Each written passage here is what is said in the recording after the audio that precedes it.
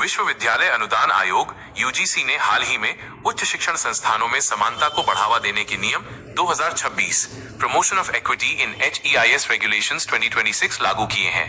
यह 2012 के पुराने नियमों का स्थान लेते हैं और इनका मुख्य उद्देश्य देश के कॉलेजों और विश्वविद्यालयों में जातिगत व अन्य सामाजिक भेदभाव को जड़ से खत्म करना है।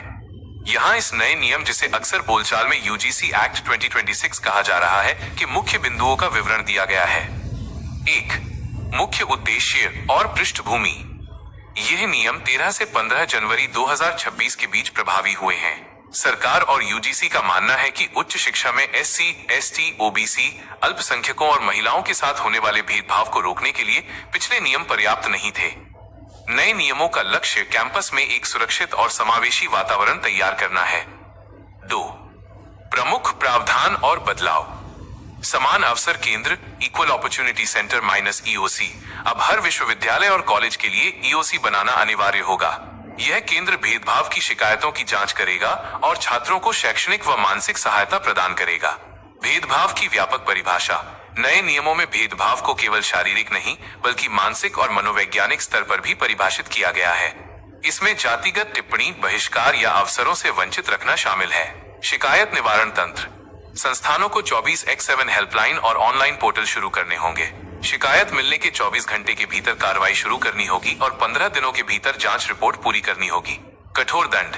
यदि कोई संस्थान या व्यक्ति, शिक्षक, कर्मचारी दोषी पाया जाता है तो उनके सर्विस रिकॉर्ड में इसका उल्लेख होगा।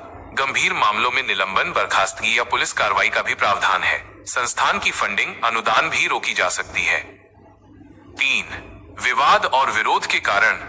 इन नियमों को लेकर देश के कई हिस्सों में विशेषकर सवर्ण संगठनों और छात्र समूहों द्वारा विरोध प्रदर्शन किए जा रहे हैं। विरोध के मुख्य कारण निम्नलिखित हैं। दुरुपयोग का डर।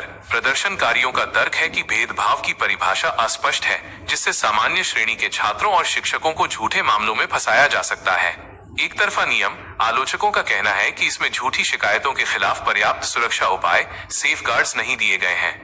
न्यायिक चुनौती। इन नियमों के खिलाफ सुप्रीम कोर्ट में जनहित याचिकाएं PIL भी दायर की गई हैं, जिनमें इन्हें भेदभावपूर्ण और समाज को बांटने वाला बताया गया है।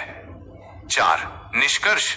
यूजीसी 2026 के ये नियम भारत की उच्च शिक्षा प्रणाली में सामाजिक न्याय की दिशा में एक बड़ा कदम है।